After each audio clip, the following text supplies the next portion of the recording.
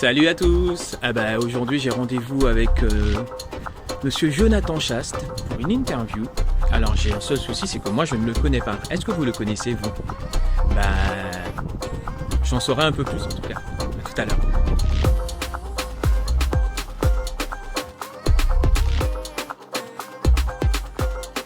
Bonsoir, Jonathan Chast. Enchanté, Stéphane.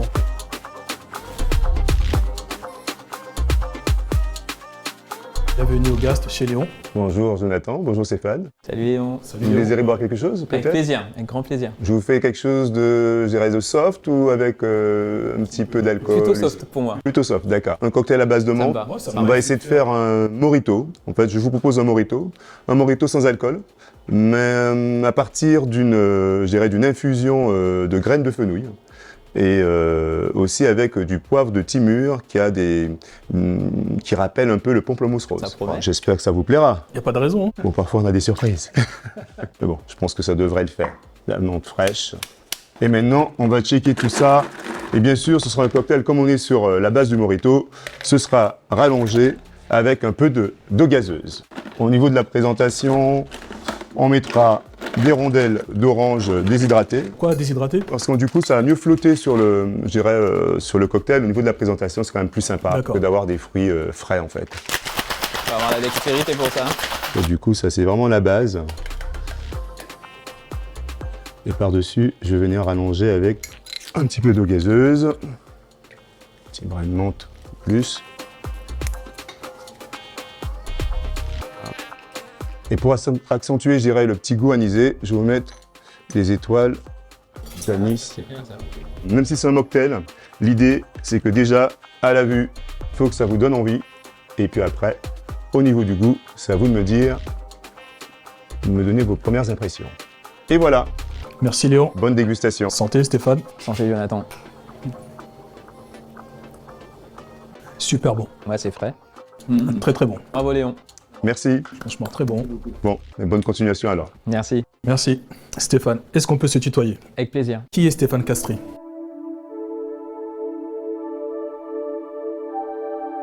Qui est Stéphane Castry?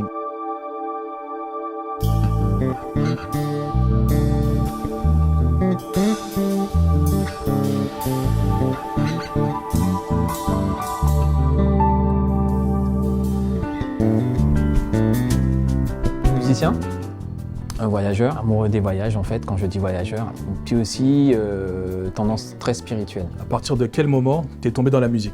Depuis tout petit, j'ai vraiment la fibre musicale. Alors j'ai commencé par contre par le violon. J'ai une formation de violoniste à l'âge de 6 ans, mais la basse m'a toujours appelé en fait. Depuis gamin, je me rappelle quand j'écoutais de la musique, j'étais toujours attentif aux sonorités de la basse et on m'a offert ma première basse, j'avais 13 ans. Et là, je crois qu'à partir de ce moment-là, je n'ai plus lâché la basse. Donc j'ai continué de manière autodidacte parce que le violon m'avait donné en fait des aptitudes à relever facilement et ça m'a beaucoup aidé en fait. Quelle est ta couleur musicale? Quelle est ton identité musicale? J'ai envie de dire que je suis un amoureux de la musique tout simplement, qui a des styles musicaux qui vont peut-être me parler plus que d'autres.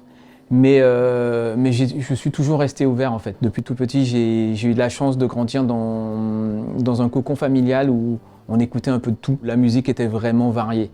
Donc après, je pense que quand on grandit dans ce genre de milieu, on en fait, en fait, on a des habitudes. Quand j'ai commencé en tant que professionnel, je suis resté ouvert à tout. Je me suis pas décidé à faire qu'un seul style de musique. Je me suis dit, je reste ouvert, je vais apprendre, parce que pour moi, la musique, c'est vraiment un dictionnaire, on apprend. Dans ta famille, il y a des personnes qui jouent de la musique? Oui, déjà mon père, mes deux grands-pères étaient des musiciens. Mon père, mon frère, mes oncles.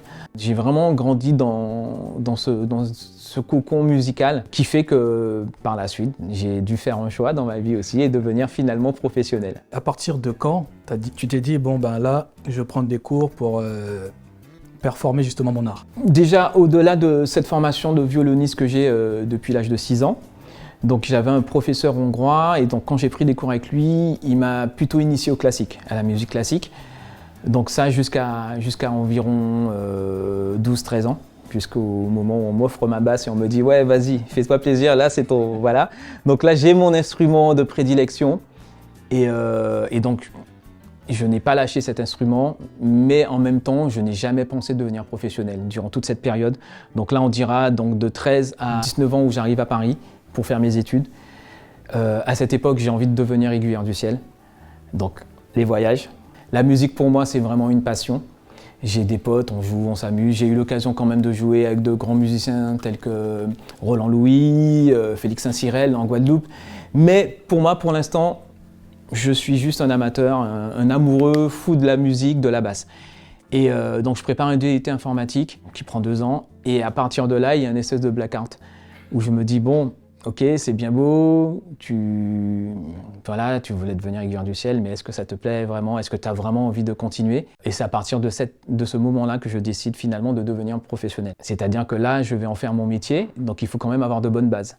Donc j'ai eu cette chance, comme je disais, d'avoir fait le violon qui m'a donné des bases classiques, mais il y a un moment, après, il faut essayer de développer.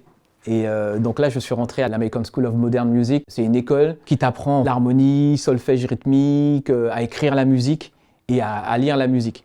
Donc à partir du moment, là, ça me parle un peu plus et je découvre autre chose. Je découvre aussi un autre milieu, donc le milieu du jazz. Et puis aussi, je me fais des potes, donc des amis musiciens. Et puis, parallèlement, je sors, donc je découvre les clubs de jazz tels que le Baiser Salé, le Sunset, Duc des Lombards. Et puis, je rencontre du monde. Et puis, plus tu rencontres du monde, il y a des gens qui te branchent, tu joues. Et puis, finalement, tu te retrouves à jouer sur scène. Et puis, par la suite, je deviens professionnel. C'est un beau parcours, riche, une belle expérience. Et c'est bien puisque tu es parti chercher justement ce qui te manquait. Tu as parlé de jazz aussi. Donc, à un moment donné, il y a eu le Begin Jazz Collective. Comment ça s'est créé?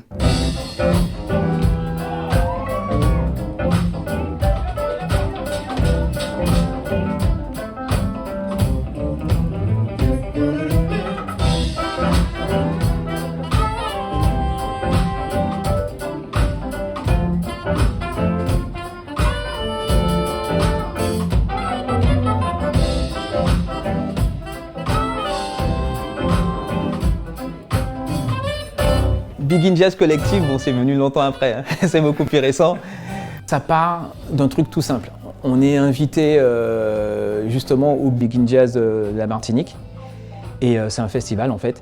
Et on est invité donc, en tant qu'artiste à part entière. C'est-à-dire que moi, avec mon projet Street Therapy, j'avais eu cette chance de jouer sur le Begin Jazz. Donc ils décident de faire une année un peu… en plus c'était l'année où il y avait le Covid justement, donc on était en mode confinement, tout ça. Malgré la période, au-delà de tout ce qui se passe, de cette crise sanitaire, ils décident d'inviter des musiciens, de les enfermer en fait dans une salle et en fait de faire de la création en mode résidence et de reprendre en fait des titres, des standards de la musique antillaise, donc des standards de jazz. Et donc ça part d'une sélection et on va, à partir de ces morceaux-là, en refaire d'autres versions, avec chacun qui ramène un peu son influence. Donc le Begin Jazz Collective est composé de divers musiciens. Il y a 2 batteurs tels que Sonny Troupé, Thilo Bertolo. Il y a 2 guitaristes, Raph Lavital, Yann Negrit.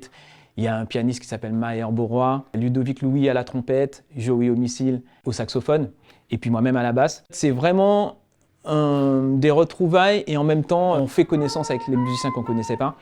Mais ça a été un moment à la fois de respect, parce qu'on se connaissait tous de nom, on connaissait tous un peu ce qu'on avait déjà fait et tout, et en même temps une espèce de fusion qui a fait que ça a donné finalement le Begin Jazz Collective. Et en plus, au-delà de tout ça, il y avait une espèce de c'était une période un peu spéciale, puisque on était en pleine crise sanitaire, donc on avait envie de jouer.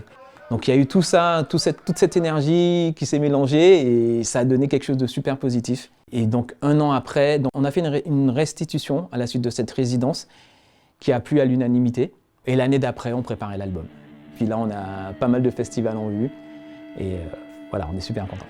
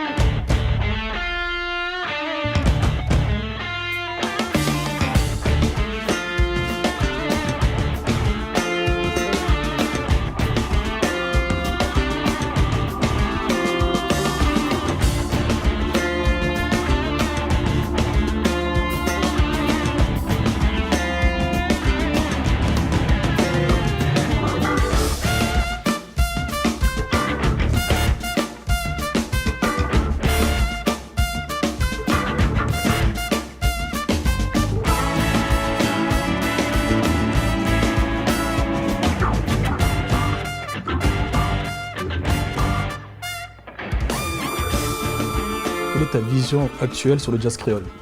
Quelle est la place du jazz créole dans le monde? Le jazz créole, c'est déjà on a eu des représentants depuis un moment. Et là, je pense à Alain Jean-Marie, très grand pianiste et qui est reconnu mondialement et qui est un pianiste guadeloupéen.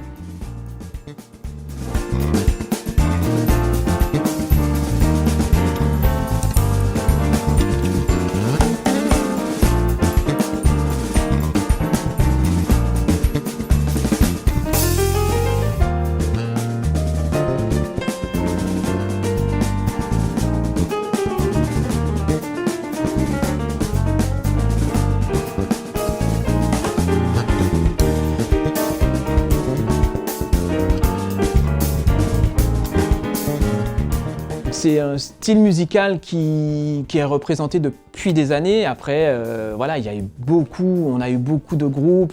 Je pense aussi à Mario Canonge. Enfin bon, voilà, donc il y a beaucoup de groupes.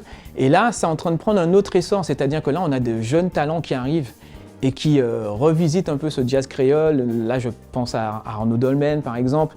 Je pense à Grégory Privat, Sonny Troupé, qui ramène du Ka dans sa musique. C'est un style musical qui est en continuité et qui est en plein essor aussi, puisque plus ça va et on se rend compte que maintenant ce genre musical est de plus en plus écouté dans ces radios de jazz qui avant étaient puristes, alors je ne vais pas les nommer, mais voilà, maintenant il y a un travail qui fait qu'on passe dans ces radios. Donc ça prouve qu'il y a une envie, en tout cas déjà les auditeurs sont très sensibles à ce genre musical, mais que finalement les gens réalisent que voilà, il se passe des choses et que le jazz créole existe et représente bien des points géographiques et qui sont en train de s'ouvrir dans le monde. Donc c'est un très très très bon travail. Bass Street Therapy, ton premier album, comment s'est développé le processus de création? C'est super simple, c'est mon premier album. Je suis un musicien, sideman, qui accompagne plein d'artistes. J'ai eu la chance de jouer plein de styles différents. J'arrive à un moment où je me dis que j'ai envie de proposer, de parler de ma musique, de parler de ma façon de voir les choses. Et donc du coup, je me mets à composer.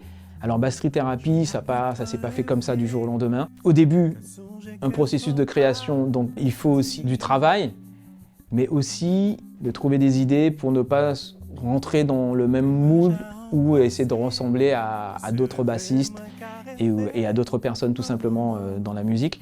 Donc du coup, c'est de la maturité et c'est prendre le temps de se dire qu'est-ce qu'on a envie de dire. Donc c'est de la création, mais on essaye d'être aussi original. Moi, le fait de passer du stade de musicien qui accompagne un artiste au devant de la scène, déjà ça a été très symbolique. C'est pour ça que j'ai appelé ce projet Thérapie. Pour moi, ça a été une thérapie. Et comme j'invitais aussi le public à venir écouter ma musique. L'idée d'en arriver là, c'était aussi de prendre le temps et de se dire qu'est-ce que je vais raconter au public, qu'est-ce que je vais faire valoir de par le son de ma basse, de par cette énergie que je vais faire ressortir.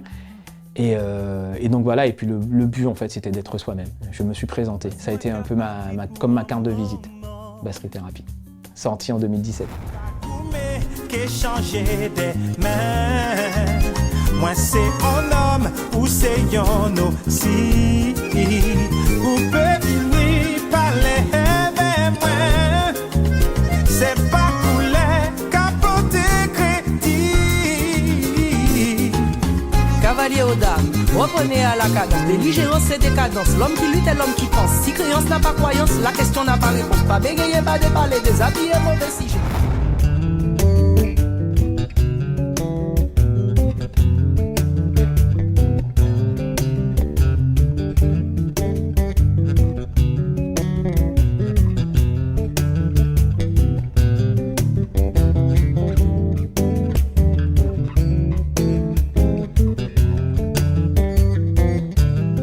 Donc alors, comment cela s'est passé?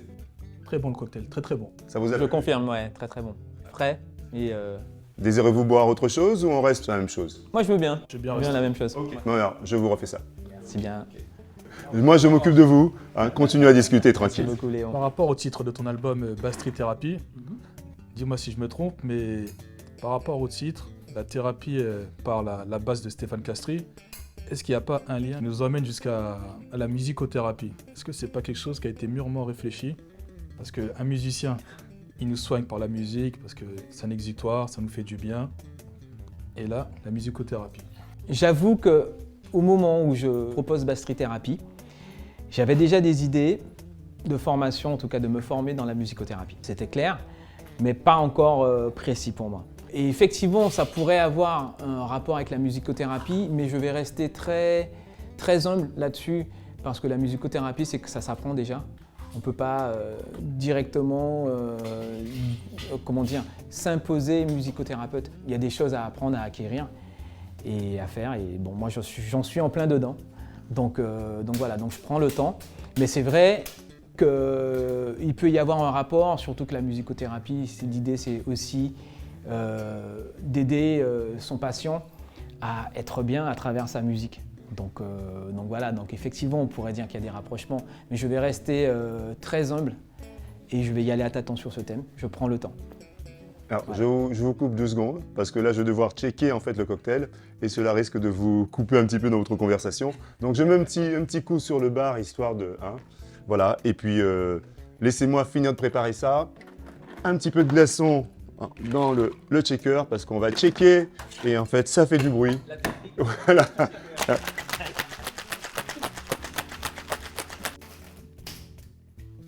Il y a une rythmique musicale aussi. On essaye. Parfois, en fait, La musique est partout. Exactement. Parfois, quand on est en pleine soirée, le week-end, quand il y a de la musique ici, justement, l'équipe, elle essaie de checker, je dirais, en rythme avec le son, quoi. Donc, ça fait carrément le spectacle, en fait. Du coup, les gens, ils sont là. Waouh. Mais tout est musique, hein. Exactement. La musique, on l'entend partout. C'est ça. À travers le verre, le glaçon qui tombe sur le verre, le mouvement, la gestuelle. Donc, du coup, même, je dirais, même en étant derrière le bar, Voilà, on est musicien. Exactement, c'est ça. C'est exactement ça. L'idée, c'est de faire voyager les gens, en fait, quelque part. Partager un truc avec eux. C'est vrai. Une expérience. C'est ça. Alors là, on est toujours sur la même base du cocktail. On sera pas surpris, mais on sera bien content. Oui, parce que là, j'ai un petit peu plus accentué les arômes. D'accord. Donc, du coup, je pense que ça va plus se ressentir. Surtout au niveau du poivre. Donc, on aura le côté pamplemousse un petit peu plus accentué. De l'eau gazeuse, c'est mieux. Super. Et on repart sur la même base. Petite déco. Notre fameux cocotier. Voilà, les palmiers, le côté vert, les Antilles, quoi. Même si on n'y va pas souvent, eh ben, on les amène un petit peu dans le verre. Léon fait ça avec une précision, on sent que... Ben oui, mais il faut, parce que, en fait, finalement, la chose à savoir, c'est que le cocktail reste quand même une science un peu exacte. Si on veut tout le temps reproduire la même chose, on doit bien mesurer ce qu'on fait. Quand on ne mesure pas, il y a un barman qui va faire quelque chose, une autre chose, et puis finalement, les gens disent « Ah, mais moi je préfère ton cocktail ». Non, non, tu préfères le cocktail de la maison. Voilà. Donc, il n'y aura pas la petite étoile. Ah, Mais- dommage. Dommage. On ne peut pas gagner à tous les temps. Oui, voilà, bon, on va faire avec. Ok, Étoilé dans le cœur. Merci c'est Léon. ça. Oui. Ouais, Merci. bonne dégustation. Merci Merci beaucoup. bien. Santé. Le son est encore meilleur. Je sais pas si c'est la soie qui fait parler, mais effectivement.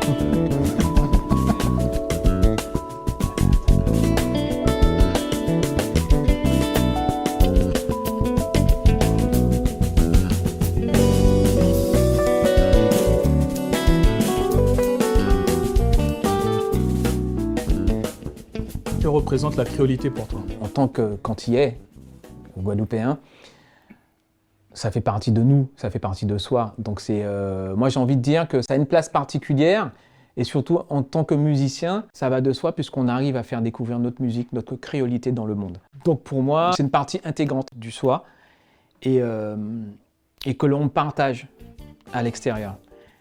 Donc j'en suis fier. Pour rebondir sur le mot extérieur, toi qui as voyagé, toi qui as fait des tournées à l'international justement avec Kezia Jones entre autres, comment les artistes étrangers perçoivent nos artistes créoles? Déjà, c'est souvent une belle découverte. Et on se demande des fois pourquoi le travail, puisque en fait ça fait un petit moment que ça dure, mais pourquoi ce travail-là ne s'est pas fait de manière plus profondément depuis un moment, Moi, je vois à chaque fois, j'ai des souvenirs où à chaque fois qu'on me voit jouer, par exemple quand je jouais aux États-Unis, où on me demande d'où je viens, ben, toi tu réponds tout fièrement de la Guadeloupe. Alors il y a certains qui connaissent toujours pas. Alors que voilà, après il suffit juste qu'on dise Jamaïca, à côté de la Jamaïque, et puis ah yes, voilà, et là ça commence à parler. Moi je pense qu'il y a encore un travail à faire, mais ce n'est pas dans un problème plutôt musical, mais c'est au-delà, et c'est plus un travail politique. Et moi je suis pas politicien, mais je donne juste mon avis. C'est que voilà, il faut déjà nous qu'on soit fiers de ce qu'on est. Alors en tant que musicien, on fait le travail. On essaie de promouvoir nos musiques, on essaie de se faire découvrir, de voyager, de se faire connaître en tant que tel. Mais il y a encore beaucoup de boulot. Et ce qui est important en fait, finalement, c'est de se dire qu'il faut qu'on continue à rester unis pour pouvoir donner, faire démonstration de cette puissance, de cette force qu'on a au sein de toutes ces îles de la Caraïbe. Comment bien professionnaliser la musique en Guadeloupe? Il y a plusieurs choses. Déjà tout à l'heure, je vous parlais de l'unité, donc rester quand même solidaire, parce que c'est un état de force pour pouvoir avancer tous ensemble, ça c'est important. Après, en termes de structure, c'est vrai que ben, voilà, moi je suis guadeloupéen et je regrette que jusqu'à présent, on est en 2022, on n'a toujours pas de conservatoire en Guadeloupe. C'est pas normal. Voilà, donc cherchez l'erreur. Donc c'est bien ce que je dis, c'est-à-dire que nous, en tant que musiciens, on veut faire les choses, il y a une énergie qui veut faire avancer les choses, mais à côté, il y a aussi une politique. Il y a une certaine gestion de nos îles, de notre île, parce que je parle de la Guadeloupe, mais en tout cas de nos îles en général, qui fait qu'il y a des choses qui ne sont pas normales. Nous, en tout cas, entre musiciens, on essaie de faire au mieux, on fait le travail, on essaie de transmettre au mieux.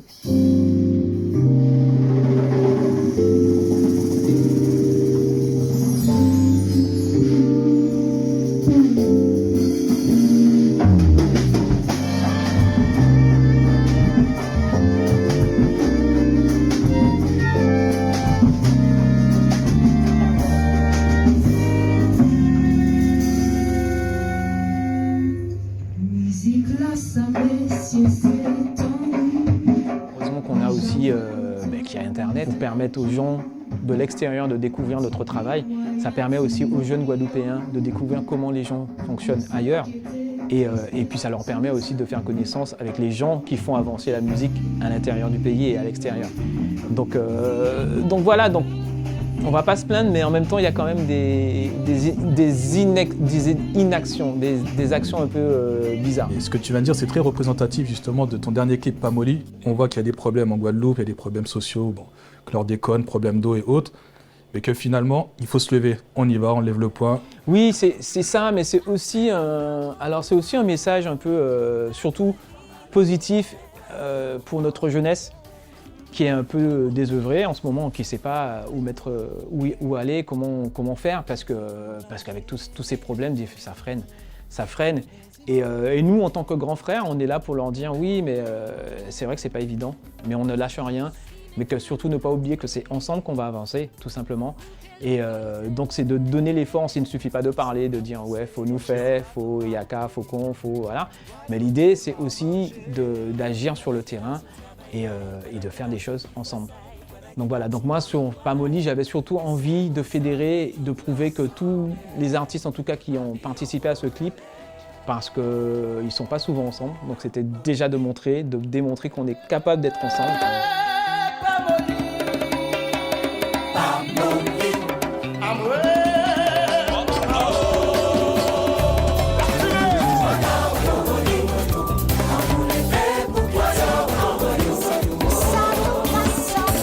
Qu'on est capable de faire part de ce message dans l'amour, tout en étant heureux et de se dire oui, il faut qu'on y aille. C'est une réunion d'artistes qui propose à cette jeunesse grandissante de se dire on ne lâche rien, on y va, continuez à faire ce que vous avez à faire, croyez en vos rêves, parce que si vous ne croyez pas en vos rêves, personne ne va vous aider, donc il faut y aller.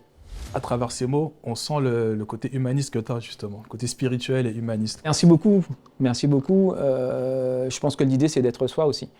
Et l'artiste, la place de l'artiste, c'est aussi d'être soi, de faire part de plein de messages. Donc nous on est là à travers ce qu'on fait, à travers notre art tout simplement, On est là pour faire passer ces messages et pour faire parler et pour donner cette énergie. Quels sont tes projets à venir? Continuer à avancer dans mes projets perso tels que la street thérapie. Je vais proposer bientôt un nouvel album. Avancer aussi parce que moi je suis vraiment de nature où j'ai envie d'apprendre des choses. On a parlé de la musicothérapie tout à l'heure.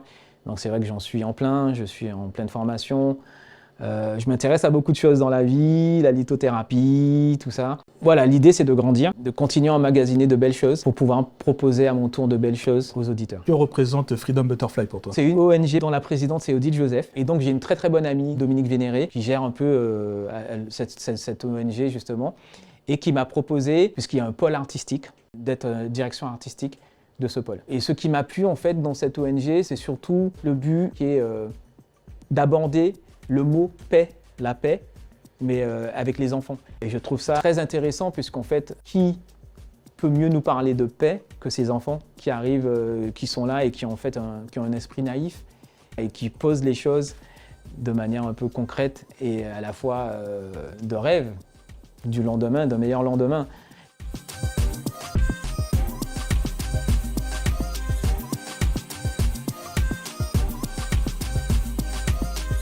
C'est vraiment une très belle action de la part d'une ONG et en plus, elle est basée en Guadeloupe. Donc c'est d'autant plus intéressant. Merci à toi d'avoir répondu à toutes ces questions. C'est moi qui te remercie, Jonathan. Merci beaucoup. Bonne continuation, je te souhaite plein de bonnes choses pour l'avenir. Merci beaucoup. Merci à toi. Merci Léon. Ciao Merci. guys.